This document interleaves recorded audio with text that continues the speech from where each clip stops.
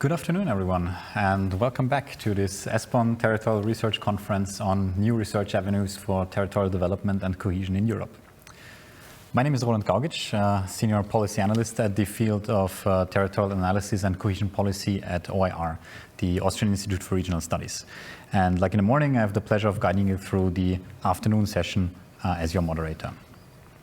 Today's event is about exploring new methods and approaches to support territorial development and cohesion. We have heard about the geographies of discontent and the roots of mistrust in Europe. We have also heard about new technology and data-driven methodologies. And now we want to move towards new ways of understanding and defining territories to support them in achieving territorial cohesion. In this format, we're bringing together researchers and policymakers to exchange knowledge, share experience, and find solutions that work. But we would also like to engage not only those who are here today, but also with you, our remote audience. We want to hear what you think and involve you in the conversation and answer your questions. During the session, you will be able to take part in polls and send your questions and comments on Slido, either by accessing via the QR code on screen right now, or by going to sli.do in your browser and entering the code ESPON.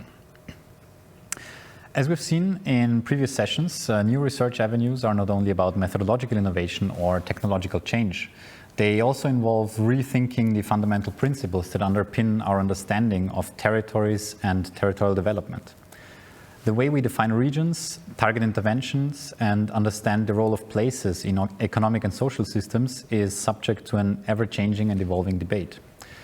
Place-based approaches and new geographies are key issues in the current European discourse. And this session will take a fresh look at Europe's geography, focusing on how we can better understand the roles and definitions of territories in order to revitalize the economic foundations for regions, not only for growth, but also for cohesion. This means recognizing the changing spatial patterns of production, innovation, and investment. It also means developing frameworks that can be applied to very different types of territories. And with the already ongoing debates on the future of cohesion policy, this session asks in particular two questions. How can spatial planning and regional policy support competitiveness and cohesion while also strengthening territorial justice? And how do we go beyond administrative categories to design really place-based strategies that also reflect functional realities? We are very happy to have with us now three researchers that address the understanding of territories and place-based policymaking from very different perspectives. Our speakers will give us some insights in their work, drawing on research from Italy, Poland, the UK, and Romania. And together they will show how new spatial frameworks can support the crafting of more competitive, more cohesive, and more context-sensitive territorial policies. As our first speaker today, we welcome Adi Weidenfeld, an assistant professor at the University of Warsaw Center of Excellence in Social Sciences, where he currently leads two nationally funded research projects. His research focuses on regional knowledge networks, regional innovation ecosystems, and the role of human agency in regional development and the visitor economy. He has worked as a senior lecturer in the UK and completed a postdoctoral Marie Sklodowska-Curie fellowship in Finland. In his presentation today, he will introduce us to a very sophisticated approach to delineate functional areas in the knowledge economy. Our second speaker today will be Francesco Conti, an architect and PhD researcher at the University of Camerino. He specializes in territorial cohesion policies and investigates innovative spatial planning within Italy's strategy for the inner area, in particular for the Piceno region. He has been a visiting fellow at the Pacte Laboratoire Grenoble, and his work aims to bridge architectural design, urban planning, and economic development to support the ecological digital transition in peripheral contexts. And today he will present an approach that makes use of economic base theory to better connect abstract policy objectives and localized realities for more place-based policymaking. And finally, as our third speaker, we welcome Petra Szávics, a regional development expert and PhD researcher at Babes-Bolyai University in Romania, with nearly 20 years of experience in cohesion policy design and implementation. Her work focuses on smart specialization, innovation-driven territorial development, and sub-regional disparities in less developed regions. She was also an external expert for the European Commission on risk-free strategies in lagging regions. And her PhD thesis focuses on smart specialization in less developed regions. Complementary to this, she analyzed the territorial distribution of smart specialization projects in Romania and their implications for spatial equity, which she will present to us today. Now, before we start the presentations, I would like to ask as a first question to our audience online. In your view, what is the biggest barrier to revitalizing regional economies in less developed or structurally vulnerable areas? Please go to Slido and provide us your answers. And let us now turn to exploring the new spatial frameworks that improve the understanding of territory in policy-making processes. So, Adi, your research challenges kind of the way we traditionally understand and delineate functional territories, which we very often do by making use of, for example, commuters. And you apply a more nuanced, more network-based approach to map interactions. How can this help policymakers in practice? Well, you mentioned territorial justice. Let's do territorial justice for functional areas, actually. And in my case, it's economic regions, so knowledge economic regions. And if we can see the slide, my study looks at case studies from Poland and the UK, and it's about, first of all, the real scale of the phenomenon, the real scale of the functional regions, functional interactions, but that one is their meaningfulness. So I'm looking at both. So in this study, if you look on the left-hand side, at the moment we have, if I may say, quite outdated methods to delineate them based on functional urban regions. It means that based on commuting zones. So if we go to the same workplace, we commute, it seems like we engage in knowledge exchange. Is this the case? Maybe the guy or the girl sitting somewhere away from us in a different region, they actually provide us meaningful for knowledge, and we exchange knowledge more than with the people who commute with us. So if you look at the on the left-hand side, you can see how it is delineated today. And on the right-hand side, you can see what we came up, social network analysis, a questionnaire survey, a survey questionnaire actually measuring the real interaction, asking people with whom do you actually exchange knowledge. So this is the scale, looking at the real interaction and the scale. And what we found out, as you can see, that it's in the entire Northern Ireland, based on, these are the circles represent mainly local authorities, but are other organizations, NGOs, etc. Across Northern Ireland, but we also identified that they actually do it beyond that, in the UK, in Ireland, and so on. So we can see that it's going beyond the administrative boundaries of Northern Ireland. The real functional region is actually extends them. Now, if we go to the next slide, it's not only, as I say, it's not only the scale, it's also the meaningfulness. If we exchange knowledge, does it mean that it's really meaningful for innovation, what we really want? What I did here is actually looked at the quality of this interaction, meaningfulness, on the continuum. I'm not going to go down to the whole entire continuum because I don't have time, but what we define is networks, mechanisms in which we have actors interacting as networks, simple networks, communicate, but also those operating as a system, very effective in terms of, again, meaningful knowledge interactions. Now, one of the qualities that I looked at was coherence. And when I see coherence, that we are a part of working together as a part of a system, quite shared values, shared organizational culture, but also feedback loops. So what I did here is measured feedback loops. Feedback loops in a way, the knowledge I give to you and the knowledge you give me and vice versa. What I measured here is the differences or similarities between the knowledge that I value giving to you as meaningful and the same knowledge, if we're both regional actors, and the knowledge that you received, whether you thought it was also meaningful the same way as I do. And as you can see, these are the 3.72 on the right-hand side. You see yellow 372, 35. We found that in Northern Ireland, by the way, I forgot to say, this is the case study, 2 slides, a case study from Northern Ireland, Local Government Association, quite important, these mechanisms. So we can see that reciprocated knowledge was valued quite similarly. And also on the left-hand side, you see that the larger group observation was 0. So the differences between them, most of them said that the difference here, it means that again, the difference, the knowledge I provide you, I value the knowledge I provided for you, Francesco, in case he's a regional actor, is similar to the way you perceive it as meaningful to you. And that's why I can definitely say that these two, the actors, the knowledge, network knowledge of regions here is quite coherent. If we can also move to the next slide. No, next slide. Yeah. Now, as I said before, we want territorial justice. We want to make sure that we really reflect upon other dimensions, not only what we know now, which is about, again, commuting zones, but in a bit summary of what I've said before, we want to real interaction. As you can see here, from an evolutionary perspective, we want to map each region across Europe, but regions differ. One size doesn't fit it all, right?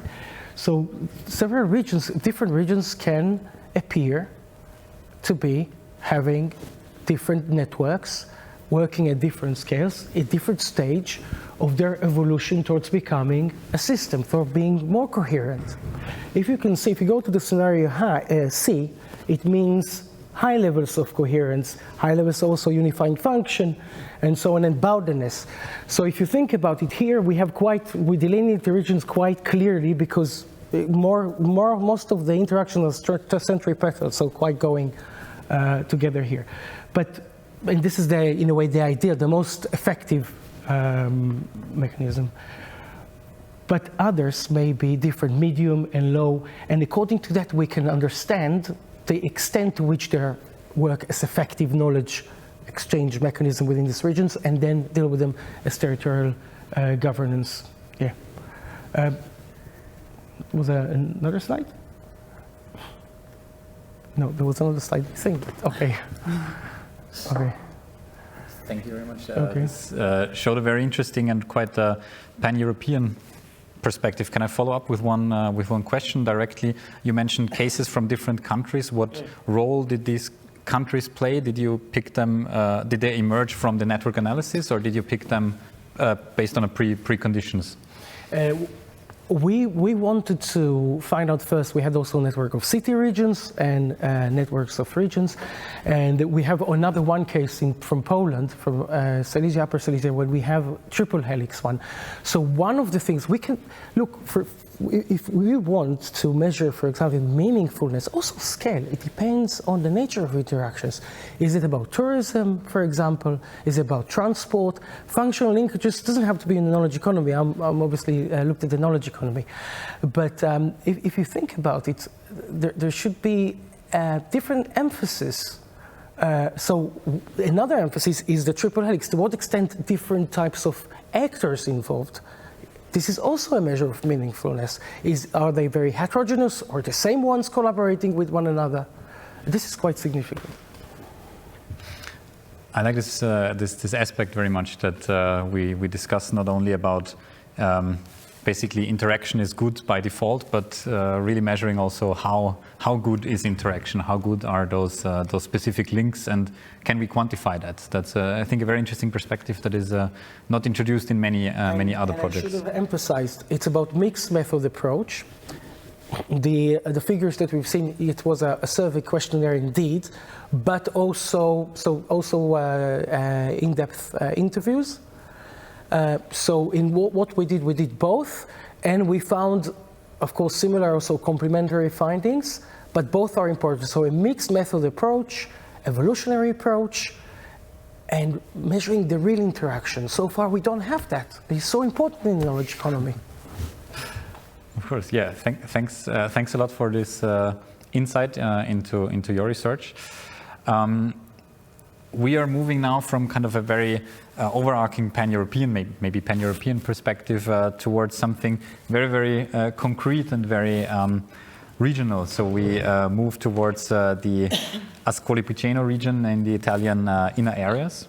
And Francesco, you're going to introduce how the classic concept of economic-based theory can be applied to support the targeted and context-sensitive policymaking here.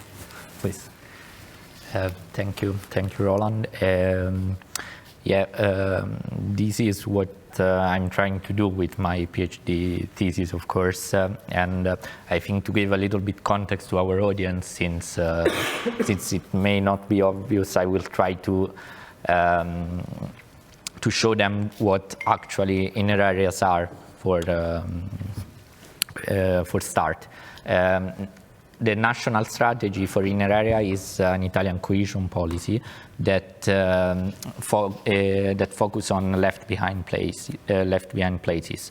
Its peculiarity is that left-behindedness is defined by a specific geographic classification, that it's focused on the remoteness that the single municipality has from the main centers where there is a service delivery. And they define as inner areas all the municipalities that are too much far away from these centers of welfare delivery. And these municipalities have all in common several traits that we know they are very common in left behind place. They are in severe depopulation, they are in economic decline, and of course they are in deterioration of public services. And this policy has had very much of merits in introducing place-based approach and novelty in welfare delivery for these areas, and also new local development strategies. But in this latter aspect, I'm a little bit more critical as my PhD thesis progressed, since there has been a little bit of too much of an overfocus on the tourism and touristic sector. My PhD thesis is financed by the Piceno, as you said, the Piceno area we are currently studying. And for example, these areas spend 98% of their local development funding in the touristic sector, while ignoring other very crucial aspects of the economy that were, in my opinion, fundamental to them. And this may have been also related to the fact that the strategy itself has, as guidelines, pushed these 72 pilot areas they selected to work on their natural and cultural heritage, to valorize it, but this has led to leaving behind some other aspects for local development.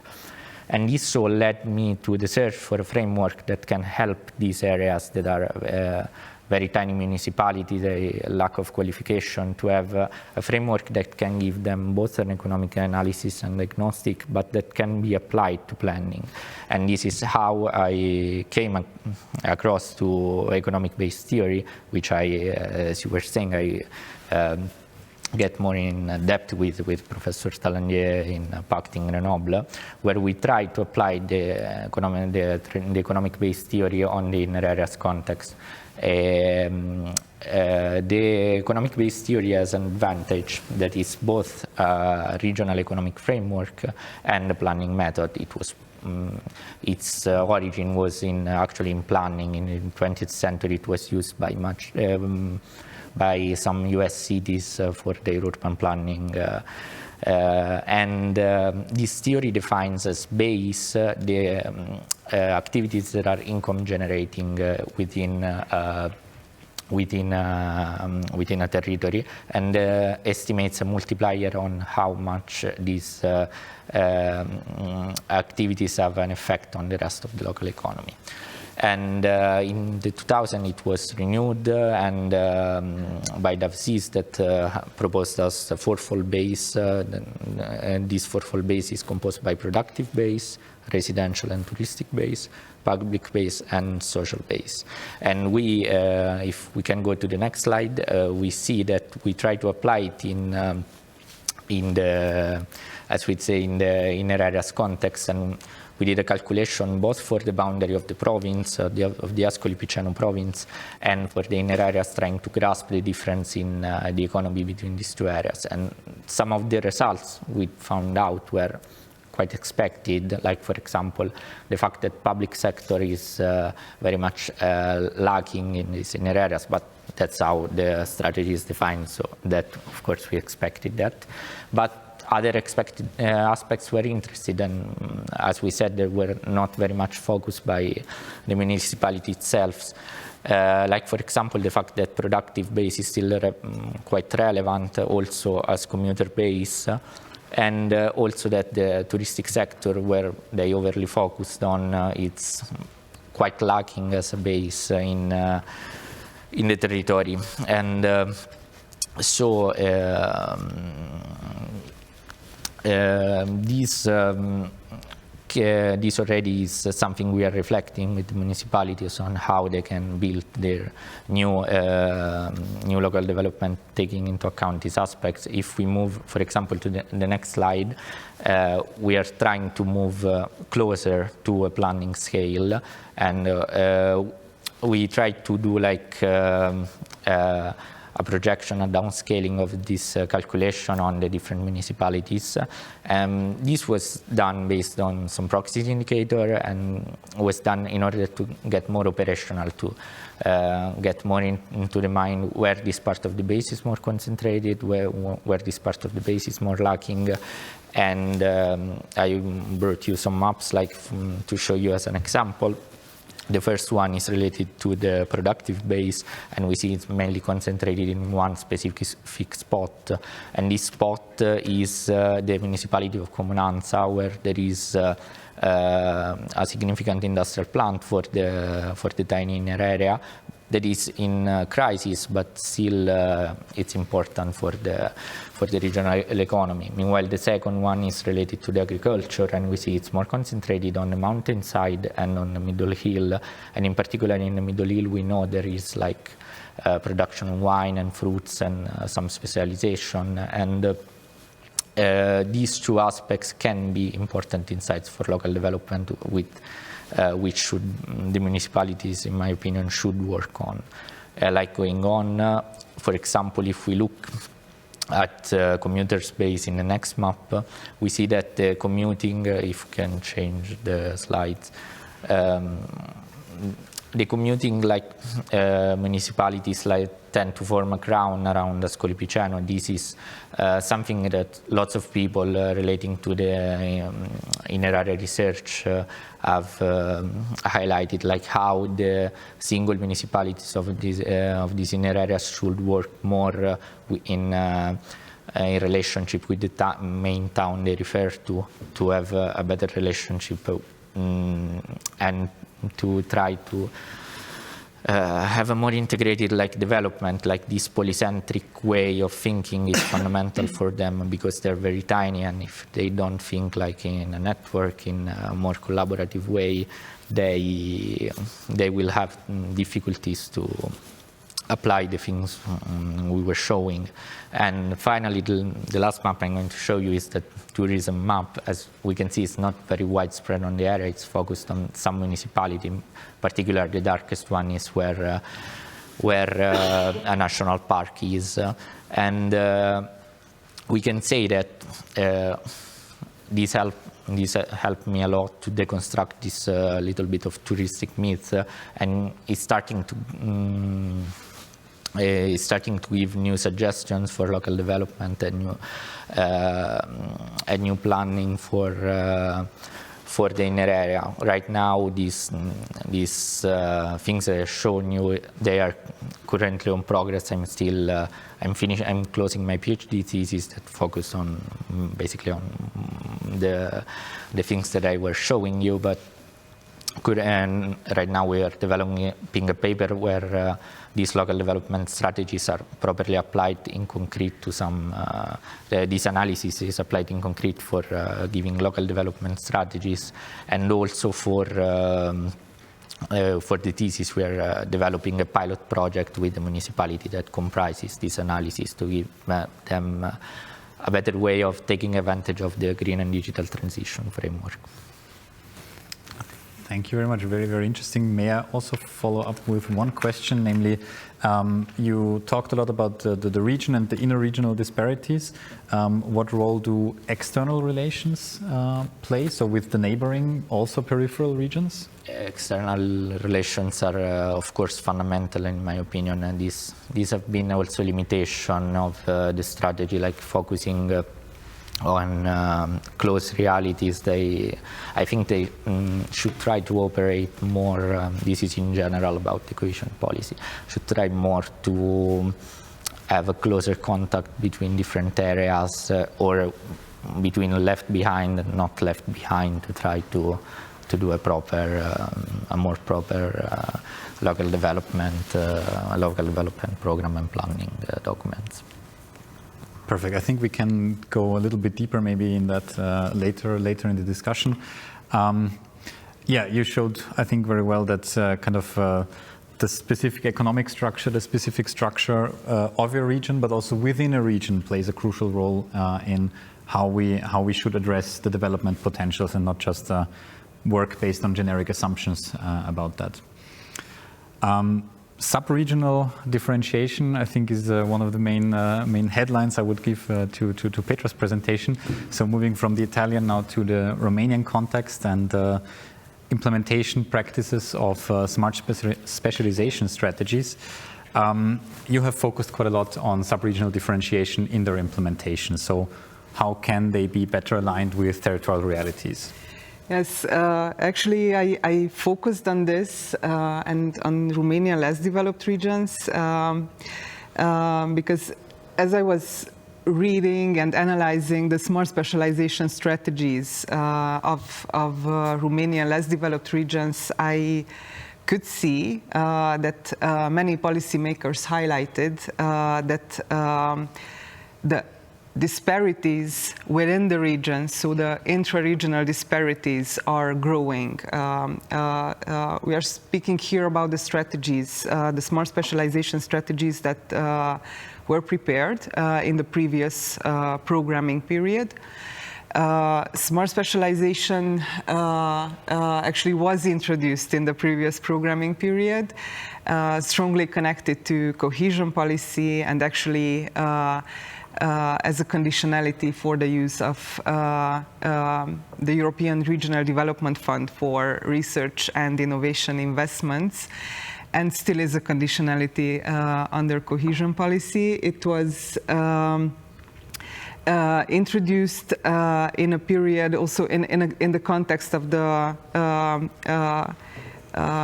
European Union strategy for 2020 with the innovation-driven growth objectives. But I also would like to highlight that when by the time the smart specialization strategies were actually operationalized in most of the European regions and countries, so by 2014, the sixth cohesion report was published, highlighting that the disparities between the European regions, but also between the cities within these regions have stopped shrinking. Smart specialization is actually the third generation of, represents the third generation of research and innovation strategies in the European Union, but it's very, very different as an approach from previous strategies. Because these are not only place-based strategies, but also the approach puts emphasis on the selection of a limited number of vertical specialization areas that should point towards new economic activities, however, without picking winners or the same winners as previous strategies did. And also another important element is that they rely on a wide stakeholder involvement, which is called the entrepreneurial discovery process. That is somehow similar to what Adi said, not similar, but I could describe it in a simplified manner with the same thing Adi said, like they are offering a space for meaningful knowledge exchange and recombination. So regarding smart specialization, the literature is very, very interesting because there are some scholars who argued from the beginning that it would be especially beneficial for less developed regions. But then another part of the literature and another part of scholars said that it will run counter cohesion policy objectives and will actually contribute to widening interregional disparities because it, as a research and innovation policy, it will favor core regions. So the more developed regions and the regions that are more urbanized. We also know from the literature that the success of the policy very much depends on the quality of the policy itself, of the strategy, but also the quality of the implementation process.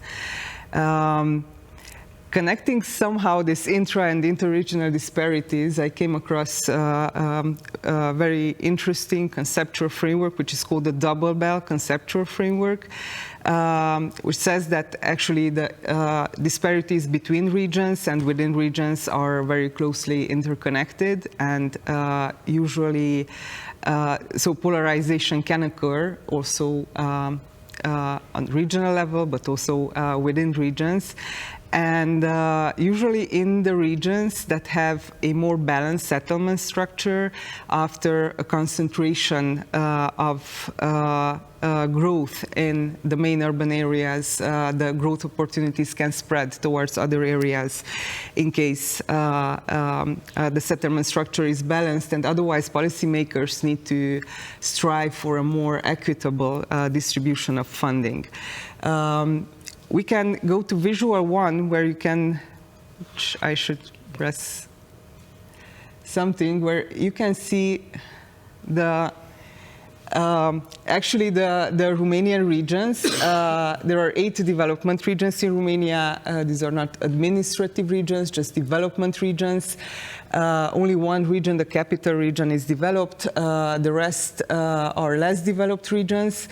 2 regions, the center and South Muntenia, are somehow a bit different than all the others. Center is surrounded by the rest of less developed regions, while South Muntenia is surrounding the capital region.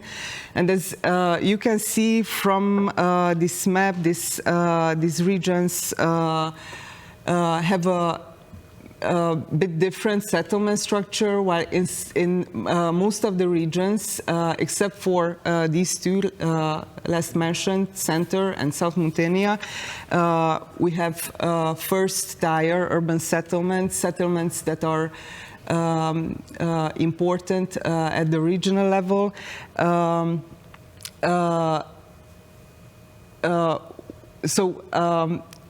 In these 2 regions, we don't have first-tier urban settlements, but in the rest ones, there are urban settlements of regional importance, and also there is a better ratio of secondary and tertiary urban settlements in northwest, northeast, and southeast regions. These regions have developed late their smart specialization strategies by 2018, and the regions also received support from the European Commission, first Northwest and Northeast, that were more advanced in the implementation of their strategies. But then also the other regions. The regional smart specialization projects could be financed from the regional operational program, which has started with 3 types of operations.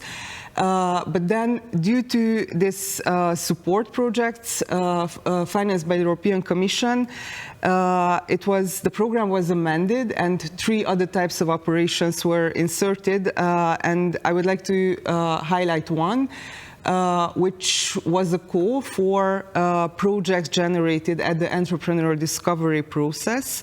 That was opened first for Northwest and Northeast regions, but also the call was offered the possibility to get open later for any other region. However, only Southeast region opted for this financing possibility. What I actually did to try to look at, I hope this is the good slide, to try to see if the entrepreneurial discovery and smart specialization can contribute to the reduction of the disparities within regions. I have compared the amounts attracted from other types of financing for research and innovation.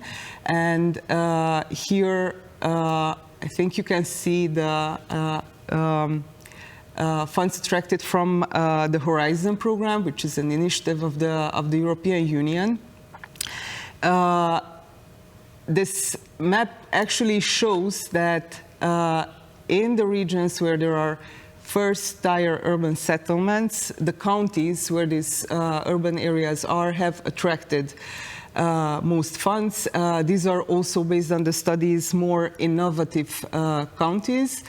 On the next slide, you can see the funds attracted from the competitiveness operational program, which was a national program, also financing research and innovation projects under its first priority axis, only in the domains that were financed, that were pertaining to the national smart specialization strategy. Here, in most of the regions, is the same pattern. The counties where the first-tier urban settlements are attract most funds. Exceptions are Center and South Muntenia regions, where in Center, instead of Brasov country, it is Sibiu county that attracted most amounts, and in South Muntenia, instead of Argeș, it's Prahova. These are second-tier settlements with second-tier urban settlements in these counties.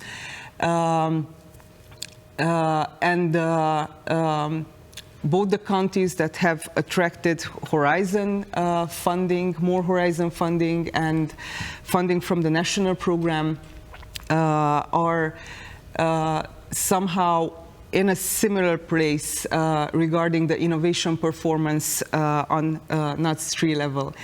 And here you can see the fund distribution from the regional operational program for regional smart specialization projects. And the map for West and Southwest regions looks somehow the same, even if you can see lots of blanks, because there are lots of counties that did not manage to attract funds. However, what is interesting here is that there are like 2 regions where it's the same core counties that have attracted the funds, whereas in Northwest and Northeast regions, it is not the core counties that usually attract lots of funds from other types of programs that manage to implement more projects and attract more funds for the regional smart specialization projects.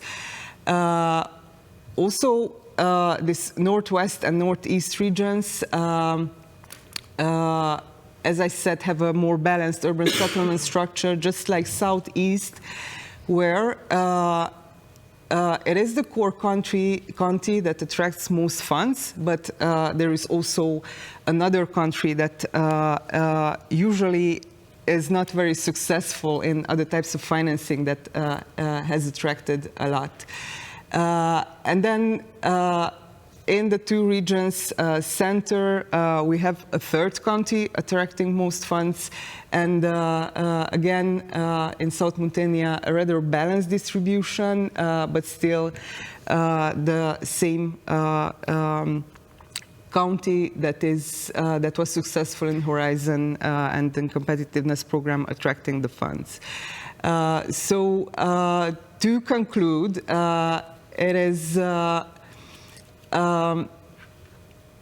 I think that based on what these figures are showing, and also adding that actually Northwest and Northeast regions managed to attract almost 70% of all the available funds, we can say, linked to this Romanian smart specialization implementation process, that it's the experience in implementation, it does count, but also it is also the entrepreneur discovery, and with that together, the flexibility to use a funding instrument dedicated to the projects that were generated at the entrepreneur discovery process. And maybe to some extent, and this is my last sentence, maybe to some extent it is also about the balanced urban settlement structure in these regions, which might be a further argument for connecting somehow urban development policies and smart specialization policies. Thank you very much for these insights, and quite interesting to see, even if we have national policies and national funding mechanisms, how limited, how only a very limited number of regions in the end sometimes can benefit from them. So I think together also with the other presentations, this showed very well this need to kind of rethink, redefine how we first of all see regions in some cases, functional or administrative, but also how we target them. We have policies. Which policies do we need for this support, but also where do we apply those policies? And when I look at the poll that we put to you, the audience, in the beginning, we see quite interestingly that actually you consider the biggest barrier to revitalizing regional economies is the lack of institutional capacity and the fragmented governance. So aspects that we would also have assumed to be relevant, like the outdated spatial frameworks, are actually very low. Only 8% of respondents saw this as one of the main barriers. I would like to invite you as the remote audience now to also answer our next question that we would put on Slido, and I will put it to the room as well. We concluded basically we need to better define where do we apply our policies, but how do we actually find out which are the regions that are most in need, and what are the right territories where we put our intervention? It's not an easy question. Like, for example, if I can go, if it's not a problem.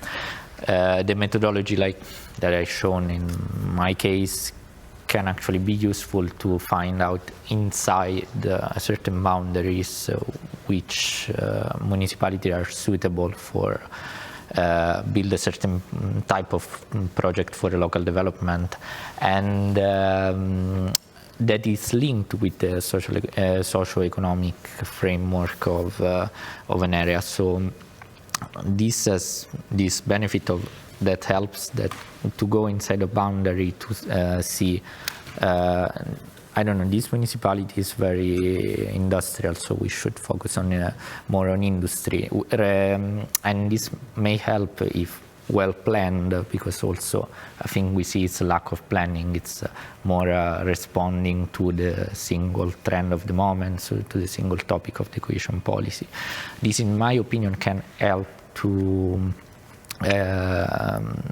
find which solution are best for a certain place. But in my case, I think it's a little bit different because it's very granular, it's very tiny, it's very on planning level, while going on a bigger scale, I think there are other analyses that can help also. Please, go ahead. I'm saying, again, with this territorial justice. Let's do justice with our audience, with the stakeholders, the same as in smart specialization, where we empower them to come up with their priorities. Why not empowering them to use sophisticated but accessible and manageable tools for them? For example, those I presented, but doesn't have to be mine, could be others to be developed, and give them the power to decide on the functional areas which represent fit-for-purpose solutions. And I would suggest mixed method approach rather than sticking to these administrative regions, which can be a point of departure. But expand, interregional. Think about collaborating with stakeholders outside your region. Don't be so conservative and stick to them, but be open-minded. This is, and I think this reflects what my other colleagues here said, in my opinion. But how do you see this then in the context of something that was also discussed in the last session, kind of the governance and administration structures that sometimes have their specific processes and procedures? I would relate it to this institutional capacity, because institutional capacity, formal and informal institutions. So I would say as far as I'm concerned, let's start with the informal ones, trying to change the heart of minds of whoever decides that functional urban areas, functional areas should stick to administrative boundaries, and then come up with new regulations allowing this flexibility which stakeholders need, whether it's about knowledge economy, whether about the economy, smart specialization, and we would create better territorial areas for governance. This is what I think. Okay. Would you like to comment as well? You don't have to agree. No, please. People can disagree. Can link it with territorial governance. Actually, I think that the right territory or the right place for intervention, irregardless the level a policy is made for policymakers and those who maybe implement policies and also finance projects from European or other funds, is to find those places that need investments the most. So the places that are lagging behind, are disadvantaged, or have specific territorial challenges due to whatever reasons. And I think, yes, perhaps like new methods, new tools can support the identification of these territories, but also connected to my research, I think it is very, very important to involve stakeholders and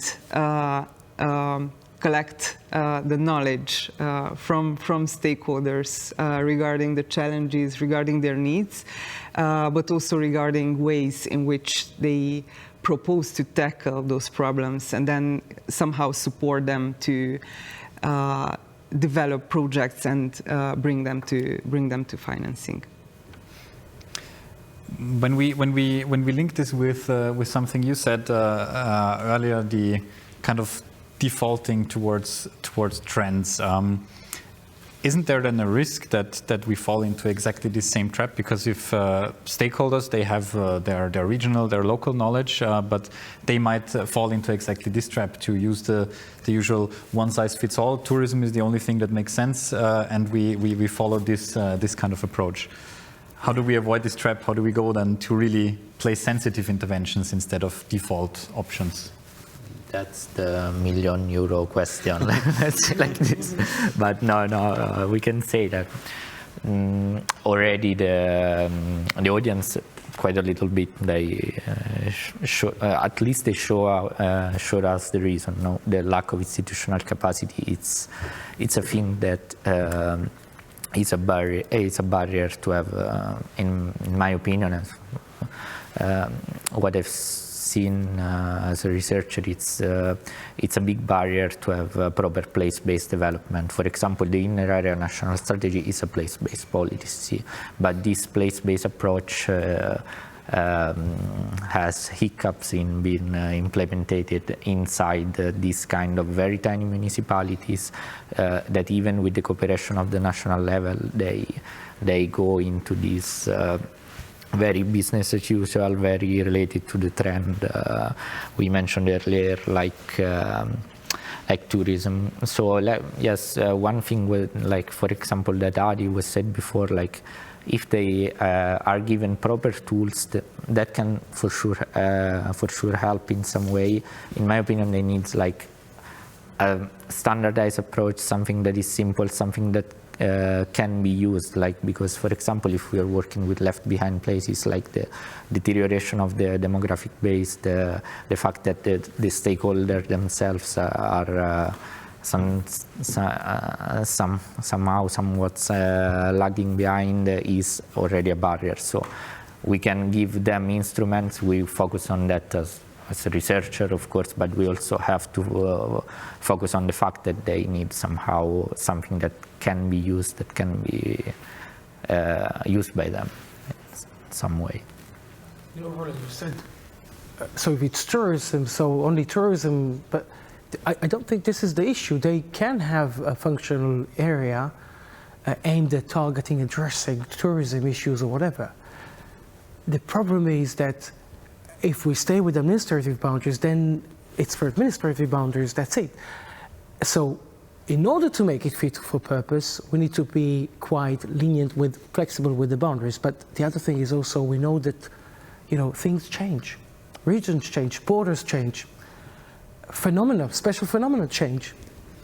So we need also tools which reflect this dynamic evolutionary perspective to allow, it's the same as integrated spatial planning, when stakeholders can use them also for the long term. So if something changed, they can even change to this one according to these policy scenarios they're likely to face in the future. So again, the power, the justice is with stakeholders. Yeah. And in reality, not only with the real reality, what's happening, not some theoretical, rigid things. Yeah. Of course, I mean, being able to respond to change is one of the key points of any policy. We've heard before that one of the limitations of the planning systems is these kind of 5 or 10 year cycles that are very, very inflexible. Even if they would apply functional approaches in general, simply the process is something that makes it tricky.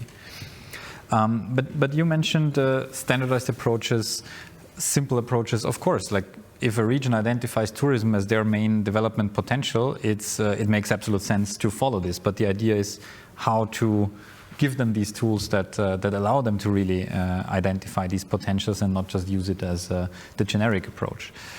So when you talk about standardized approaches, something easy to use, would you consider, you both work very rather local, so close to stakeholders, would you consider your approaches to fit these kind of criteria?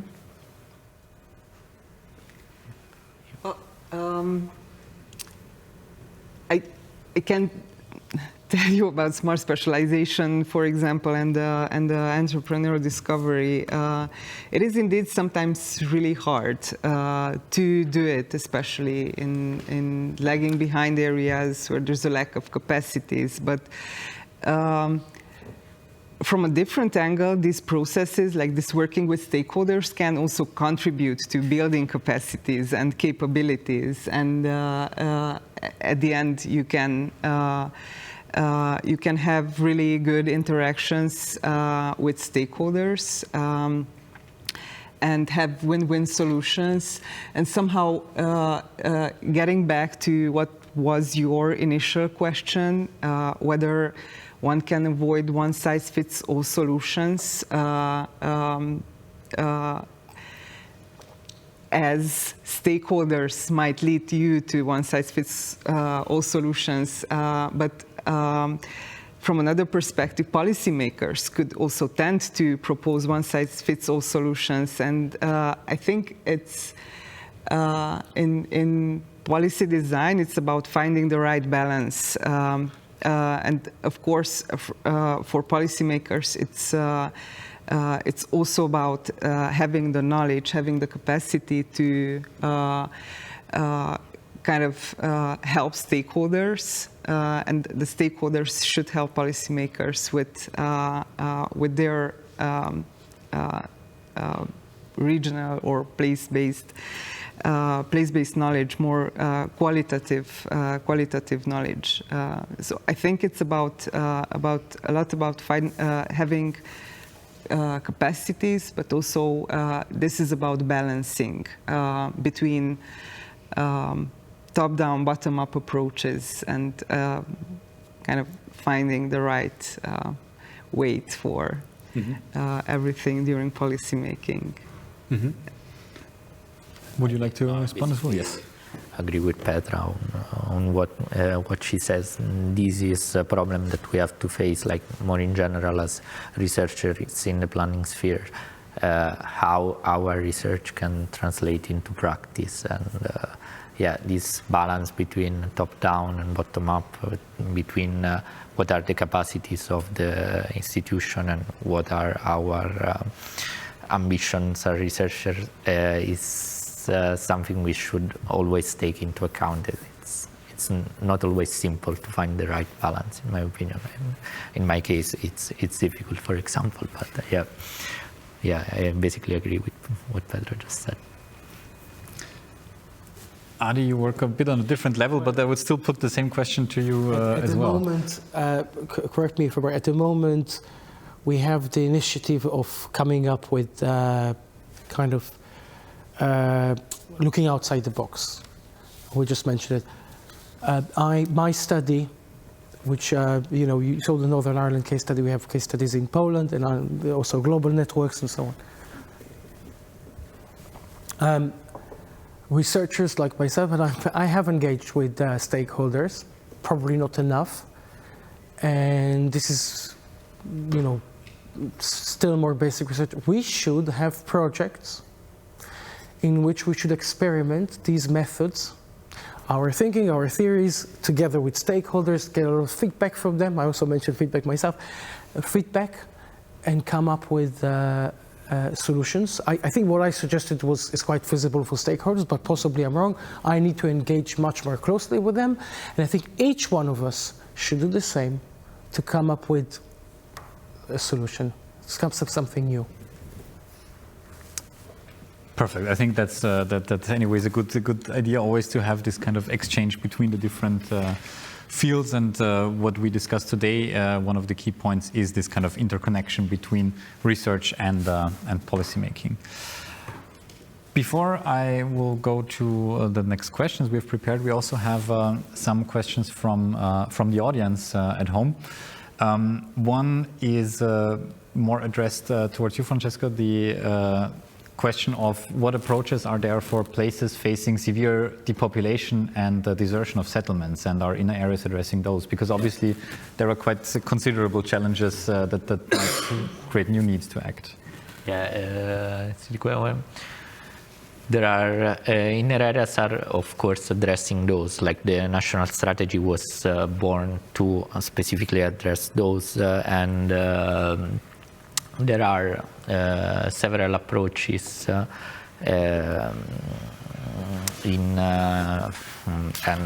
like for example in the case of national strategy there have been 72 pilots area that defines different strategies. In case of the national strategy, for example, they focused very much on how to overcome the mobility barrier they had towards for the links with the main centers, how school can still work in the population area, in areas with the population, how healthcare can still work in these areas with the population, and they've come up with interesting strategies. And as I said, for local development, there have been more like monodimensionality within the tourism in some case, but others were trying to, like, how do you say, like, to broaden their, like, to find more links with these main centers to help them if not regrow, to slow down this depopulation trend. Yeah, that's unfortunately in many cases and in many parts of Europe is not to turn around, but at least to slow down the process is the only thing that can be done sometimes. Yeah. Thank you. Then I would put the second question, which is not addressed to any specific person of your side.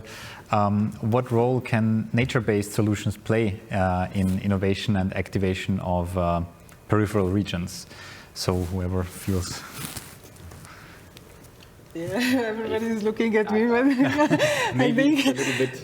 It's a bit tricky, the question, I think, and complicated, because nature-based solutions, I think nature-based solutions should actually be used in any type of region, considering the aim of nature-based solutions. So not only peripheral regions, but specifically linked to peripheral regions. Also, it depends on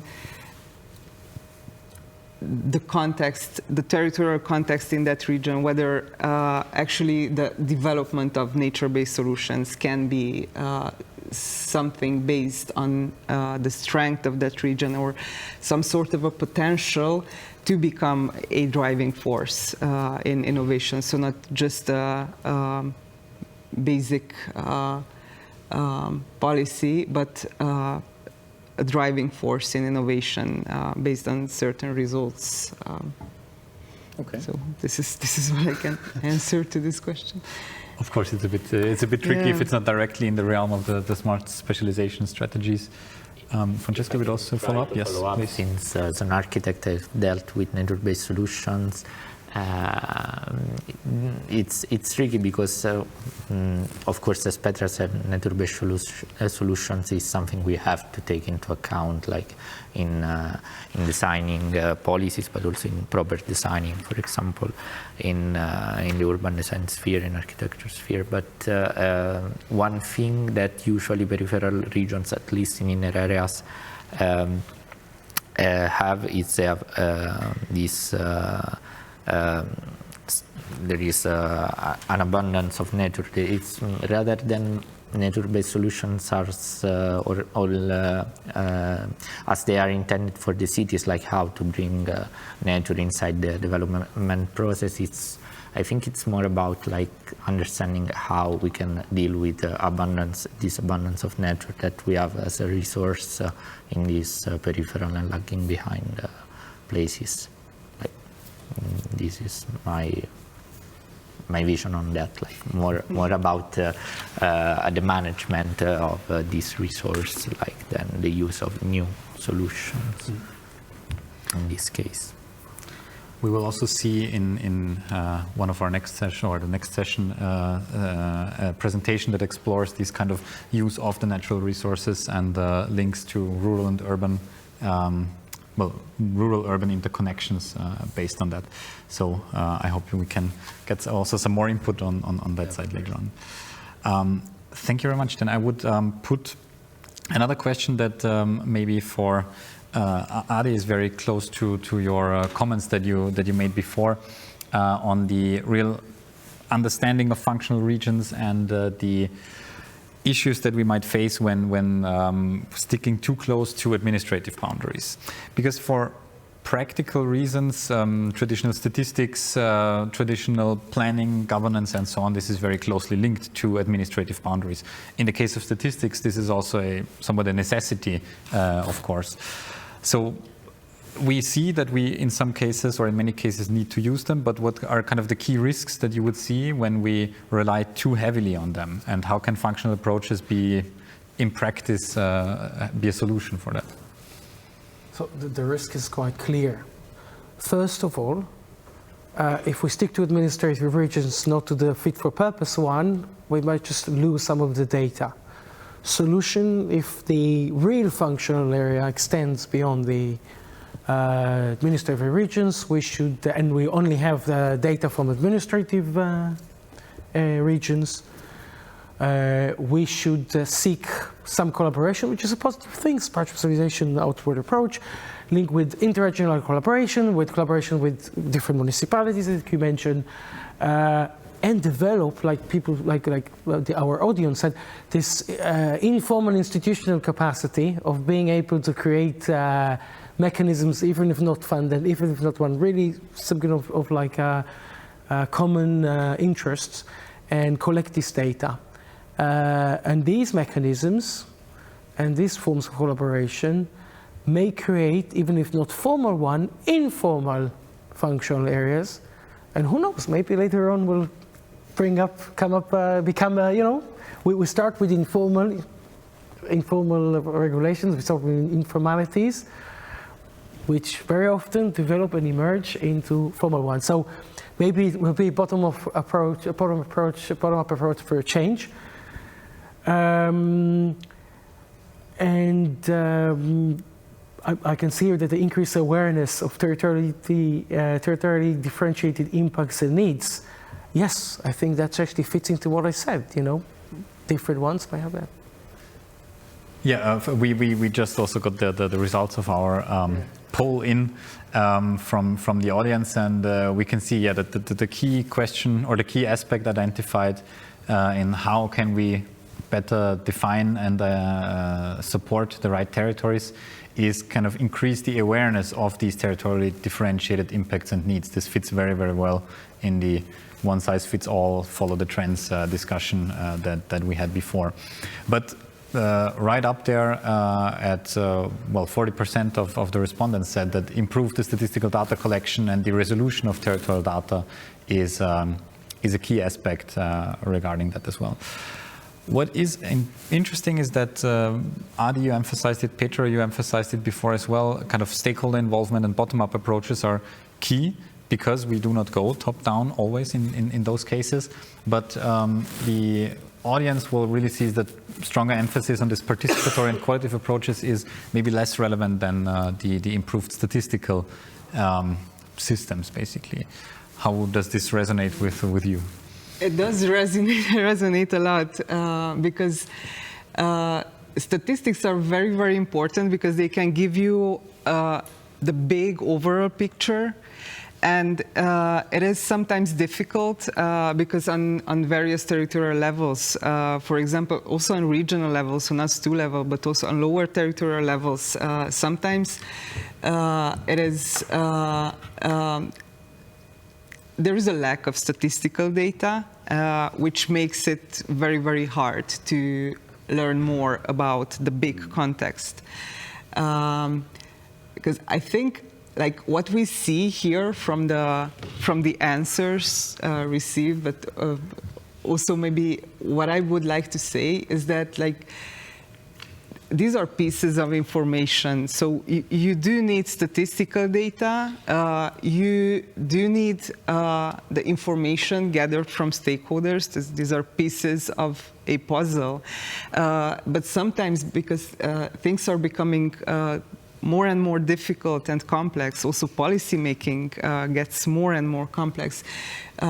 You also sometimes maybe different tools or new methods of data collection also as the one Adi presented today might be helpful in some cases.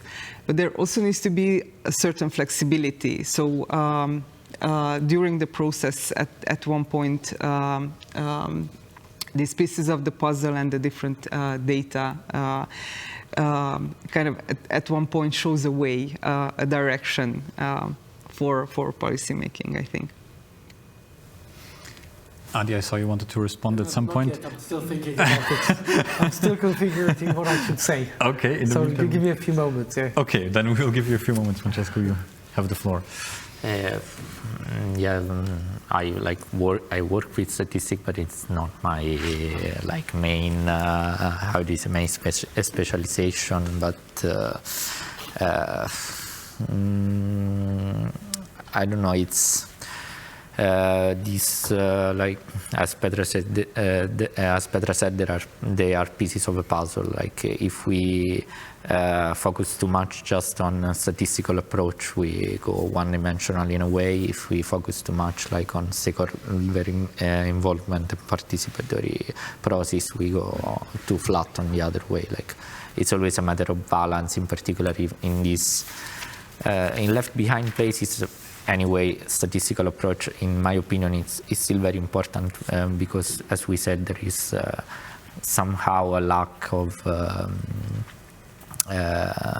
there can be a lack of stakeholder involvement, so it can help to bridge a bit. But yeah, it's always tricky, in my opinion. You have to always find a balance. Did you find? Yes. Look, the mixed method approach, same as I suggested, I think there is a kind of not disagreement between us, quite consensus that it's very recommended. So that's fine. From my experience, and I might be wrong, but my experience, administrative statistical data is very often limited because we, especially fit for purpose, we need different types of data for various phenomena at stake. So anyway, very often we need to generate, whether we hire consultants to do it or and so on. So anyway, this is the case. So if we anyway invest in not rely on this statistically limited data, so we can do it in a new framework of delineating our own. So in a way, it's not, it's not set in stone. Yeah, we can still use the administrative regional data, but supplement it with something that it's often the case anyway. I wasn't thinking about it until now, but actually, I think this is a good point that emerges here. So it's not might not be such a big problem. That's actually quite a good notion, I would say. I think about it. Like I faced it in my research. We don't have data on this. We don't have that. Reality changes. Their data is only collected once in a few years, and we know how reality changes. Look at our time. Things change. Like we don't recognize the world from a few years ago, and sometimes it's actually changing month by month, right? So why it doesn't work for regions too? Yeah. Thank you very much for that. I think that's a very good statement towards closing of our session, actually. So as we come to the end of this session, let me thank the three of you very much for this discussion. Thank you very much. What we've heard today is that revitalization is not only about attracting investments, only about attracting growth, but it's really about redefining the frameworks through which we understand and then target the territories of Europe. We have seen that too often territorial policies are still shaped by outdated spatial categories and outdated assumptions, but the approaches you presented today offer us the tools or some tools to design development strategies that are more tailored, more functional, and then more just in the end. Key messages for me that stand out a little bit are that first of all, functional realities are often sharply differing from administrative boundaries, as we've heard, and we need a lot better tools to capture where this innovation and economic activity can actually grow. Then that territorial cohesion depends very much on precision, so knowing where to intervene, how to target investments, and whom to involve in the discussion is a key question. And finally, governance matters because we are in administrative systems as we are, and we must support them to have strong, inclusive, and multi-level cooperation systems. Otherwise, even the best designed methods and frameworks will fall short. So let's carry this understanding into our policy making, ensuring that every region, and not just the strongest region, has a role in shaping Europe's economic future. Thanks again to the three of you, and please stay with us for the final session of today, which will start in about 15 minutes, and we'll try to uncover the invisible disparities that we have in Europe today.